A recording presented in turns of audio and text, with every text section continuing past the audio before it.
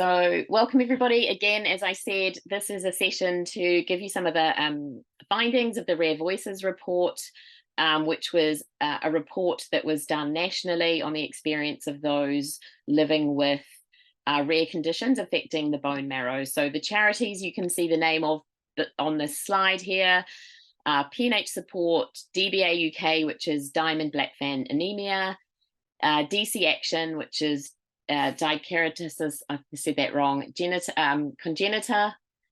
We've got Congenital Anemia Network, which is a collection of different congenital anemias, SDS UK, Schwarzman Diamond Syndrome, the Aplastic Anemia Trust, and Fanconi Hope, which represents Fanconi anemia. So I'm just going to give you a bit of an introduction to those of us who are going to share the slides today and who are also on the line. So I've already introduced myself, Maria Piggin, Chair of PNH Support, PNH patient of more than 20 years. I'll hand over to Alex, and then if you wouldn't mind everybody who's on the screen just saying a quick hi, that would be great. Sure. Hi, everyone. My name's Alex. I'm a trustee and I work closely with Maria.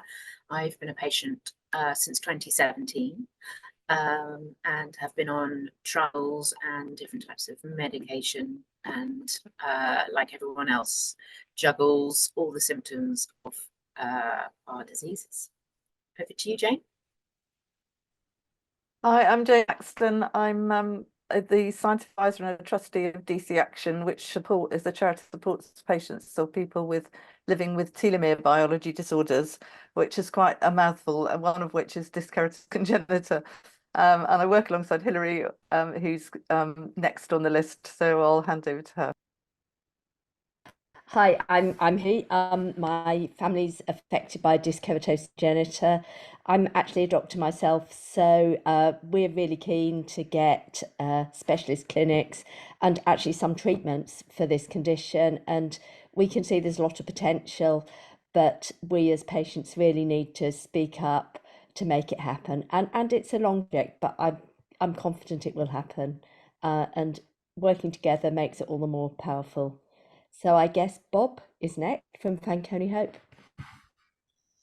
Hi there. Yeah, I'm the chair of the trustees of Fanconi Hope, the organisation for people with Fanconi anemia in the UK and Ireland. I've been chair for most of the 15 years we've been in since the charity was started, and I'm also the parent of a daughter who had transplant when she was 12 and she's now 23. So we've been through the whole bone marrow transplant process back in 2012 and from diagnosis in 2006. So it's been quite a long haul, and so it's helpful to have been through the experience in trying to work out how we should help our patient communities. Thanks, Bob. And we've also got Beth Lee here. Sorry, Beth, your face isn't on this slide, but would you mind saying a quick hi? Yes, that's fine. Yes, I'm Beth. I do a day a week for Fanconi Hope. I'm family liaison and registry coordinator, so support families and with Fanconi anemia, and I collect and organise the data that we collect for the Fanconi anemia registry. Thank you, Beth. So we do have patients here from a number of the different charities who are part of the survey. So thanks all for joining us.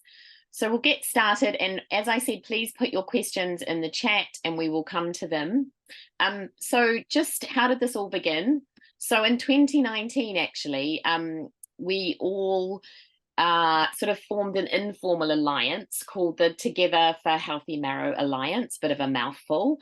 But really we wanted to come together and see if there were things that we could share and challenges that we could try and address together, because there were some things that we knew were common across our conditions.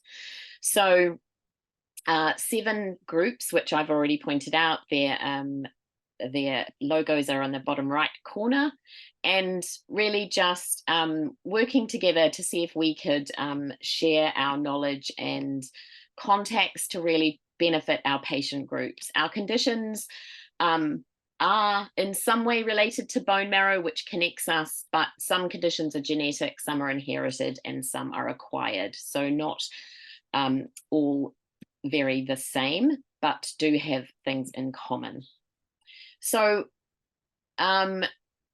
jumping forward to 2022, we thought, well, it would be great if we could survey our communities, and that would be our patients and their families, parents of children who had our conditions, all together to really understand what our communities' needs were and challenges, because we knew that we really had things in common, and we really wanted to understand what was going on in our communities. We obviously had been through the pandemic, and we knew that had put a lot of strain on our communities. So really we wanted to find out what we had in common, what the differences were in our communities' experiences, and build a bit of a database so that we could really use that to benefit the work that each of the charities is doing to support our communities, and also to lobby stakeholders, some of which are the same and some of which are different, to make changes to improve care and treatment for our communities. So this survey was funded by a group of pharmaceutical companies. You can see their names there on the slides. And the Aplastic Anemia Trust were the lead charity that was really organizing the survey and engaging with the pharmaceutical companies. And they engaged a communications agency called M&F Health, and also another agency called Absolute Market Research, who really helped us develop the survey and analyze the findings. The pharmaceutical companies had no input into what was put into the survey. They got an opportunity to make comments on the kind of questions that were asked, but they had no decision-making ability to decide anything about the survey. So the survey had 434 responses, and that includes people living with the condition, as well as family members, parents, grandparents, siblings, which you can see in the figure on the left there. But by far, 58% people who completed the survey were people living with various conditions.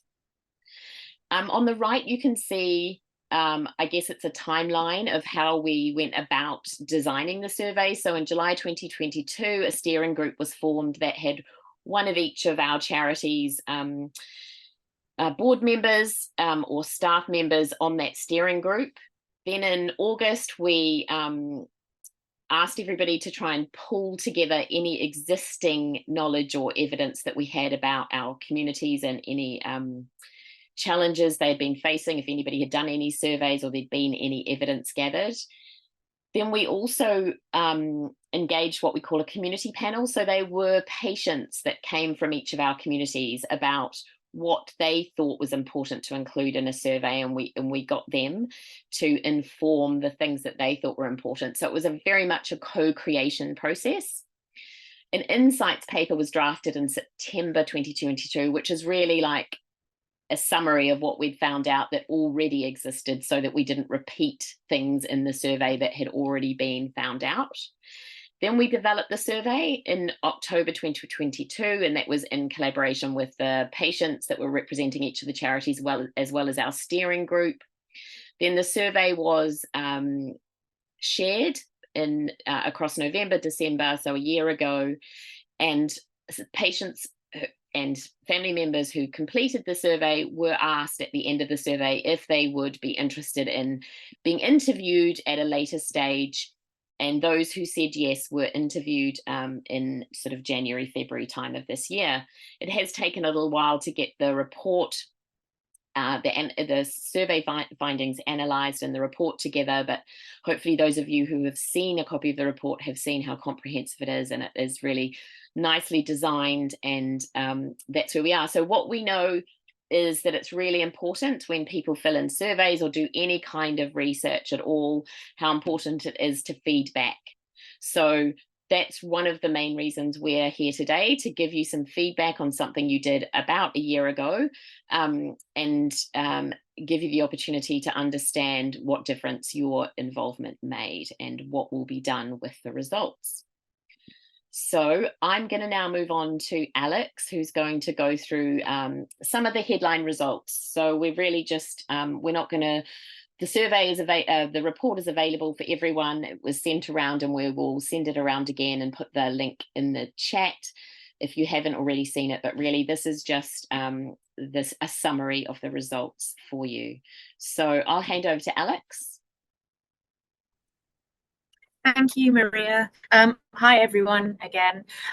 So our results, I think for everyone, they'll sort of not come as a big surprise, but what was really important for us when we were designing the survey is that we looked at what is important, what we know, and how we're going to evidence it, and also understand the scale of how people are feeling, or what are the burdens that they're dealing with on a daily basis. So a big area that we know impacts everybody is their mental health and their well-being. And you can see here there are 3 set areas that we specifically looked at: anxiety, gaps in psychological support, and loneliness and contact with others.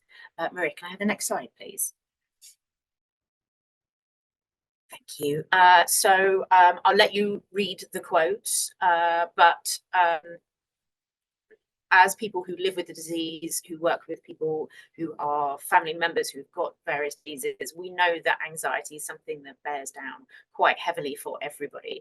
And these 2 figures that have come up are really quite important. We were quite surprised, having designed the questions, that we knew we'd get some answers that were going to be weighty about anxiety, but we weren't really expecting numbers like this. And for instance, this number of parents of someone with a rare BM condition with feelings of anxiety, that was actually broken down as 31% of parents always feel anxious, and an additional 46% are often feeling anxious. And this is a big part of our population and our support networks. So it just shows, in another way, the ripple effect that these bone marrow diseases have on many different people and our support networks. Next slide, please. And also gaps in the psychological support. Again, we've sort of titled it quite broadly, but again, when you talk to people in waiting rooms or in different chat groups and the group support systems, there's always questions floating around about what kind, how are people feeling? Have they ever had this challenge? Is there something new going on? And really, it's kind of, that's where the peer-to-peer support comes in to be so useful. But looking at it here, 62% who would like more information on mental well-being. It shows that we have a really engaged group of people who want to look after themselves and are being undersold. They don't know how or why, or can they get access to a therapist? Is that what they need? All of our charities and all of our patients have been asking for help, and this is something that we can just show and evidence, and then look at how we can better support our communities. Next slide, please. Thank you. So this slide is quite interesting because 64% report some degree of loneliness, and given the pandemic, lockdowns, all this kind of stuff, we know this is really high on people's agendas. But to give you an idea of how we can show this and its impact compared to other more normal lifestyle people, there is something called the UK Government Community Life Survey, and excuse me, when people are responding to that and they're asking questions, answering questions about how often they feel lonely, is that often, is that always, 6% of respondents to that survey would state that they often feel lonely. So for our population to say that they have a 64% response saying that they feel some degree of loneliness, it just, again, adds weight to the argument that our patient groups need more support. And this is something that, again, it's not surprising, but it's really important that we leverage it. Next slide, please. So I'm going to. I'll talk to you a little bit more about that afterwards, and I'll pass over to Jane. Yeah, thanks. Okay, so one of the things that the questions that were asked in the survey was how people sort of navigated the healthcare system with their various diseases and disorders, and whether they were parents or actual people who were affected. And very many of them found that navigating the healthcare system was difficult. I think with some of the disorders that require seeing different physicians in different places was a big problem for a lot of people.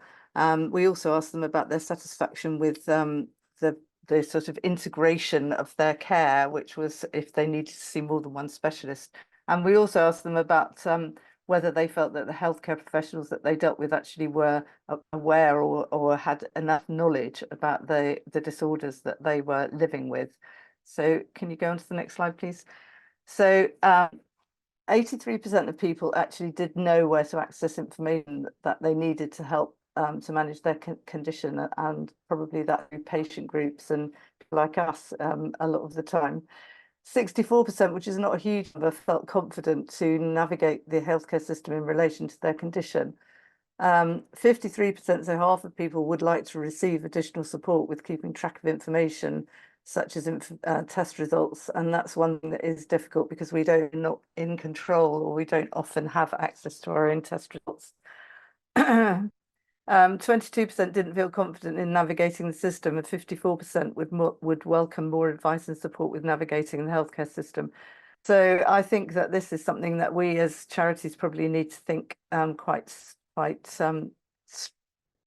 deeply about, because we can provide more information for people, and also we could play a role in trying to help educate healthcare professionals and lobbying for the system to be easier for people to navigate.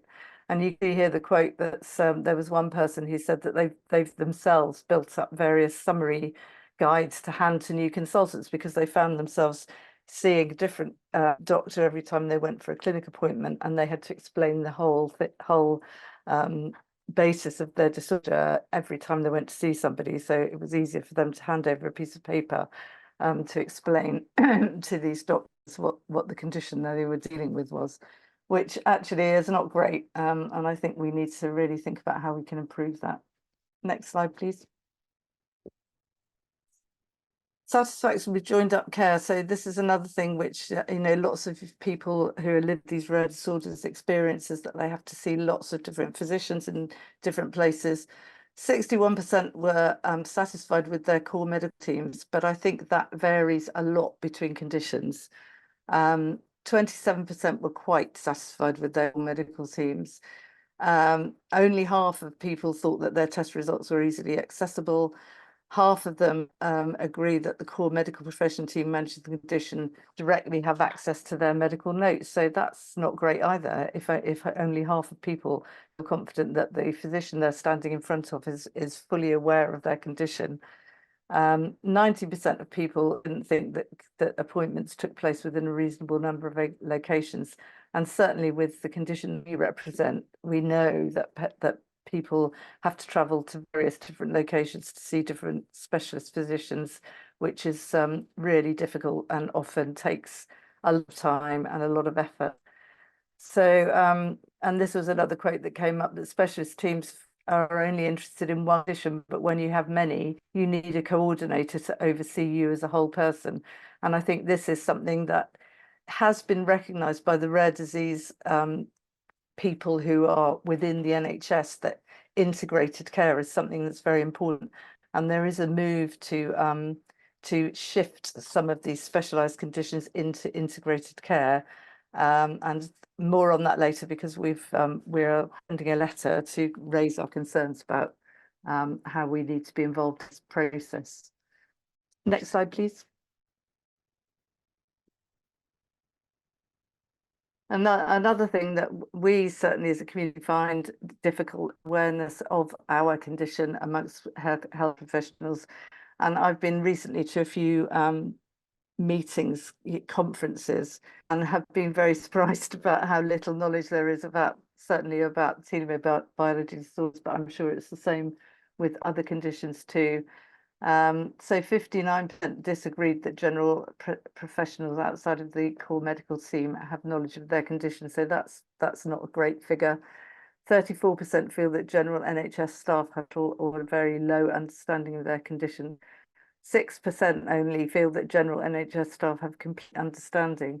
So I think, again, there's a lot to do in terms of disease awareness and condition awareness for all of our charities. And I think we need to, insert ourselves into places within the NHS, make a noise about how education needs to be improved for people, because it's very stressful for people who are faced with a healthcare professional who, excuse me, who has no idea about their condition.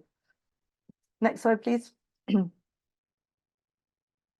And this was a big one. This is actually top percentage out of all of the questions that were asked in the survey, was 83% of the respondents called for access to an up-to-date verified portal of research about their condition. They want to know about new treatments and treatment methods. So this is really important, and we as a charity, and I know the rest of the consortium are concerned about this, that we need to try and find a way of making information about clinical studies and research that's going on available to patients and their families. It's quite difficult to know how to do this, especially with a consortium like ours, which has got, six charities involved, and the conditions are all different, and there are different clinical trials going on for all of the conditions. But it's something that we as a community are really determined to try and do something about, and we're paying attention to this, and we'll watch this space.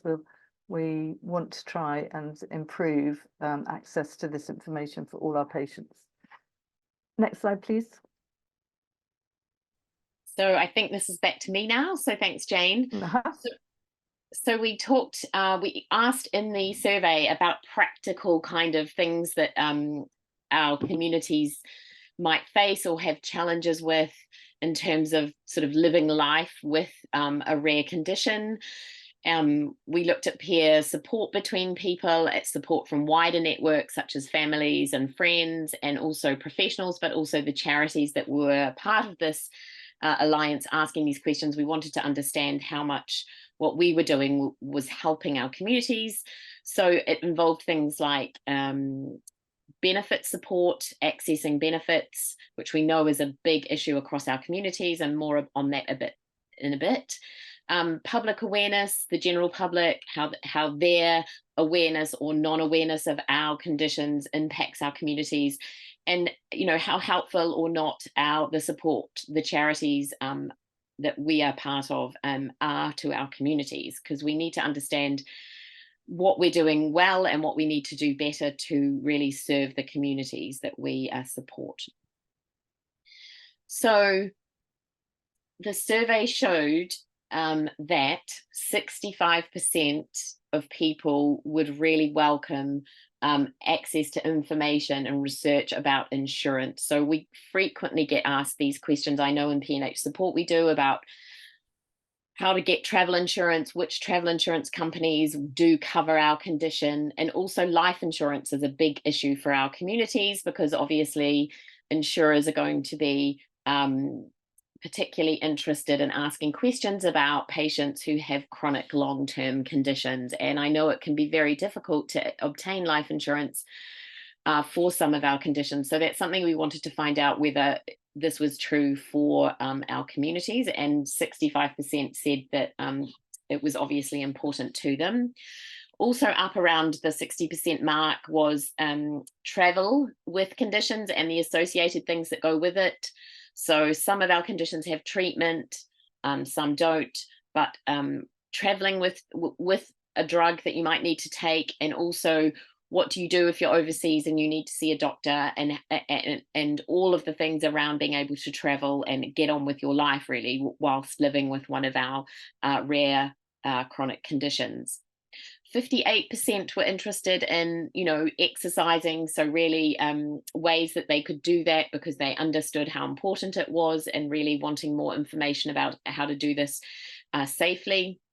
And benefits, as we mentioned. So over half of people wanted more access to information and research around ways to access the benefit system, which we know can be very difficult if you live with an invisible disease, as many of ours, or all of ours are really, and how hard that system is to navigate without assistance. So a bit more about benefit support. So 18% of those surveys had been unable to access the benefit system, although they had wanted to. So that's getting up to nearly a quarter. And of those 18%, 47% were unable to access the system due to not knowing if they were eligible, and 15% were unable to access the system because they couldn't find the support to help them do it. So this is something I know comes up in our community in P&H support often. So some of the benefits that we're talking about here are personal independence payment and disability living allowance. But we've had some great news, in fact, in the last week about the support that we can now offer our communities for this. And I will talk a little bit more about that shortly. Public awareness. So yes, some of us have ultra rare conditions or very rare conditions. So 82% of those surveyed said that they thought public understanding of their condition was very low or non-existent. So although some people identified that not everyone would obviously ever know everything about every rare condition because they're so rare, this lack of awareness did impact people's lives because it made them feel more isolated and sort of disheartened, because I know often people sort of look at us and think, well, you don't look unwell, so I don't really understand. 50% would welcome advice on how to explain the condition to other people. So that's something about information that the charities together can work on. And we have plans to do that. In particular, people would appreciate support in explaining their condition to their workplace, which we know is really important, because although under the law you're not obliged to disclose your medical condition to your employer, sometimes you do need to be able to have the number of appointments you need to go to. And of course, people might face discrimination, even though it's illegal to discriminate against people with a condition. We know that often this happens in a non-overt way. So 20% of people also wanted support to explain the condition to their child's education setting. So education and workplace were big factors here.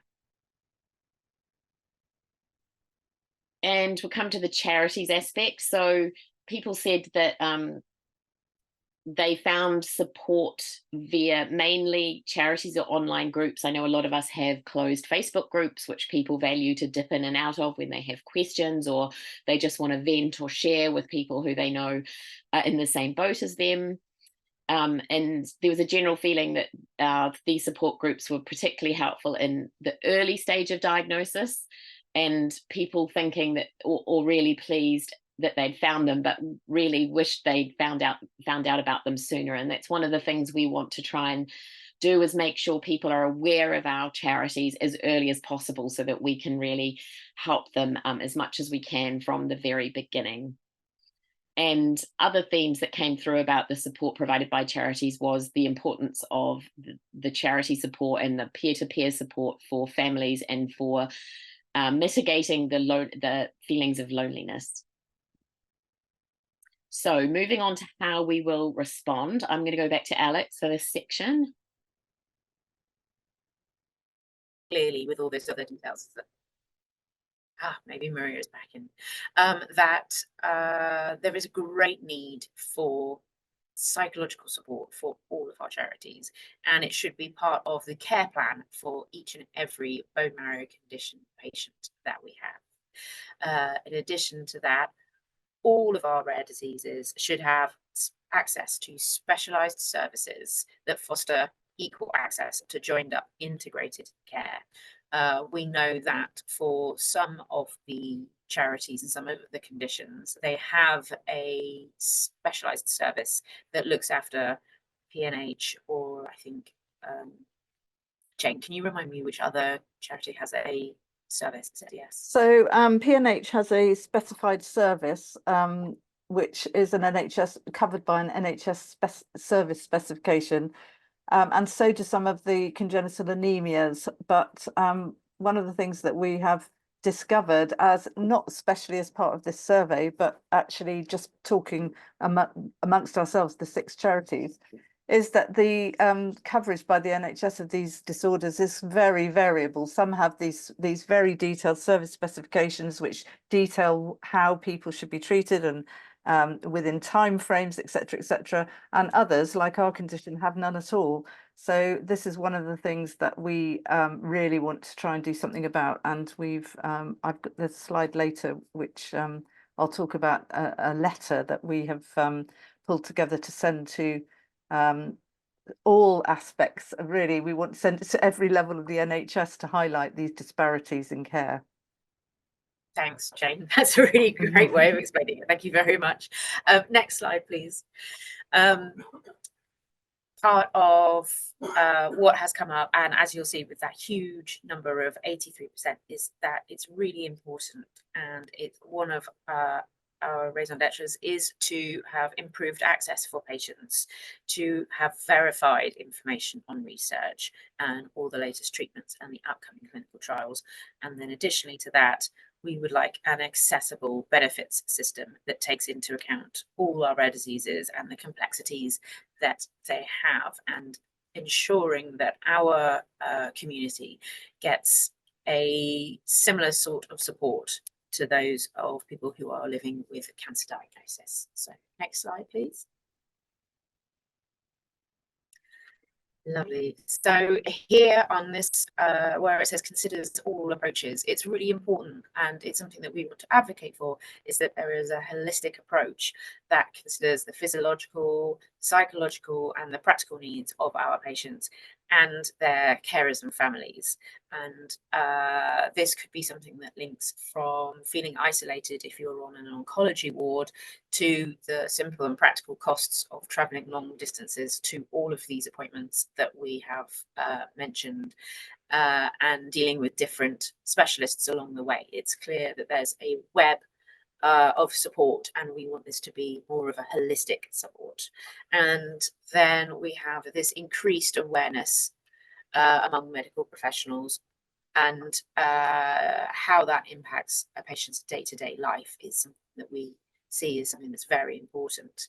And on the next slide, you'll see that, and I hope that we've showcased as well, that when we collaborate and we share our knowledge, then we can signpost you all to our organisations. We can help with the essential peer-to-peer support that people need, and we can reach out to people earlier in their diagnosis journey, and use the expertise of patients who've lived well with the disease for a long time to support those who are only just starting this, engaging this.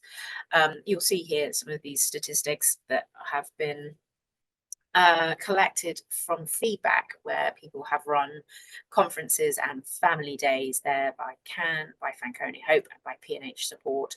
And just, it's really interesting to show how helpful and valuable these events are to our communities.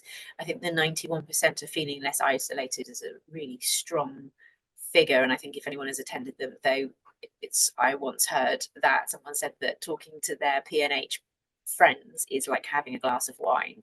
It just relaxes you, and you feel that you aren't quite so alone as you thought you are. And also this number of 84% who would recommend one of these events to a friend or family in a similar situation.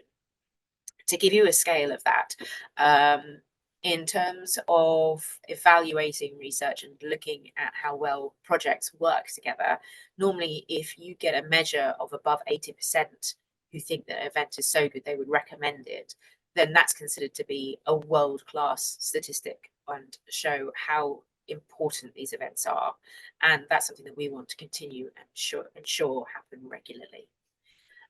So I think onto my final slide, which Jane, I think I'll hand over to Jane on this one, and it's about the joined up care for all the conditions and these integrated care boards. So yes, this is something that's we've been thinking about for a while within our 6 organisations, and there's a big another big upheaval going on within the NHS, which you may or may not be aware of, and a lot of disorders that were covered by specialised services, so i.e. the rare diseases, are being pushed out into the community to be managed by what are now called integrated care boards. And some of these conditions were transferred to the integrated care boards. Actually, this week, there's been a notice from the NHS to say that that's happened. We don't think that some of the anemias which are covered by the haemoglobinopathy services will be pushed out to these integrated care boards. But we think that this is a very good time for us to point out the disparities in care between our the conditions that are covered by our charities, our 6 charities, because some of them, as I mentioned before, have got these very detailed service specifications and some have nothing at all. And so we have actually written a letter which we're going to send to the head of the NHS. We're going to send it to all the integrated care boards. We're going to send it to everyone we can think of to say, why don't all of our conditions have the same service specification? They're all conditions that affect the bone marrow. Some of them obviously have other ramifications in other organs. So patients and people living with those disorders really do need to have integrated care. And so we're calling for the NHS to look at all our conditions in the round and to tell us why some of them have these detailed service specifications and are managed more effectively than others. So that's one big thing that's come out of this alliance, is really being able to see how differently things are managed and how to clarify to us what we need to ask the NHS for. So that letter is just in its final draft. We've got a meeting next week to approve it, hopefully, and then we're going to ping it off to as many people as we can think of, and hopefully someone will take some notice. Next slide, please. Thanks, Jane. Sorry, everyone, about Zoom being a beast and dropping me out, but hopefully we're back now. So just to say, the report obviously has findings. It's got the commitments from the charities that support our communities about how we're going to try and address the things that were highlighted in the report. And obviously there's recommendations for our stakeholders as well. So this is a list of our commitments from the charities that represent our communities. So we, on a separate project, got some funding from the National Lotteries Community Fund for 3 years, and we're in the 2nd year of that. And that's enabling us to deliver some of these things, which actually are addressing the things that came out of the survey. So, for example, emotional wellbeing support. So that's psychologically informed resources and support by 2 psychologists. We'll get onto that in a second in a bit more detail, in a stepped care approach. So that might be having somebody on the phone to speak to, or signposting people to useful resources, or may even be a one-on-one session with a counsellor or a psychologist, should that be something somebody would like. We're all trying to increase our organisational resilience, which means we're small. In fact, some of us are tiny. Most of us are run, in fact, apart from the Aplastic Anemia Trust, all of us are run by volunteers who have most of us have full-time jobs, so we really need to improve the sustainability of the charities, how we're working, increasing our capacity so that we can really support our communities in the best way possible, and the events and services that we provide are what our communities need. And we are going to be developing some brand new resources, information resources that are useful across our communities. That's part of this project, which you might have heard of, called Better Together, the National Lotteries one. And there's a brand new pilot, very exciting, which we'll get onto in a sec, about benefit support, which we've been able to just launch this week in terms of resources. So that's information and the ability to have an appointment with a benefits advisor about somebody's specific situation. So I'll just hand over to Jane and Alex, because they'll explain how they're connected to the psychology support aspect of our commitments. Thank you.